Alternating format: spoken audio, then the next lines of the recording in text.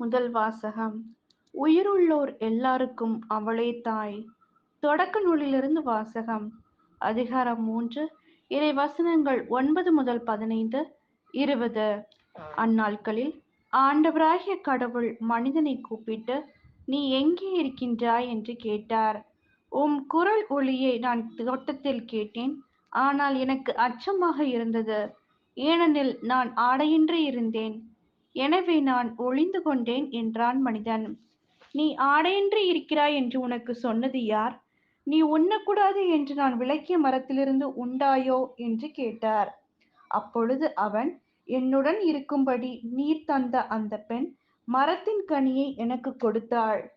நானும் உண்டேன் என்றான். ஆண்டவராகிய கடவுள், நீ ஏன் இவ்வாறு செய்தாய் என்று பெண்ணை கேட்க, அதற்கு பெண், பாம்பு என்னை ஏமாற்றியது, நானும் உண்டேன் என்றாள். ஆண்டவராகிய கடவுள் பாம்பிடம், நீ இவ்வாறு செய்ததால் கால்நடைகள், காட்டு விலங்குகள் அனைத்திலும் சபிக்கப்பட்டிருப்பாய். உன் வயிற்றினால் ஊர்ந்து உன் வாழ்நாள் எல்லாம் புழுதியை தின்பாய். உனக்கும் பெண்ணுக்கும், உன் வித்துக்கும் அவள் வித்துக்கும் பகையை உண்டாக்குவேன். அவள் வித்து உன் தலையை காயப்படுத்தும், நீ அதன் குதிங்காலை காயப்படுத்துவாய் என்றார். மனிதன் தன் மனைவிக்கு ஏவாள் என்று பெயரிட்டான், ஏனெனில் உயிருள்ளோர் எல்லாருக்கும் அவளே தாய். இது ஆண்டவரின் அருள்வாக்கு. இறைவா உமக்கு நன்றி.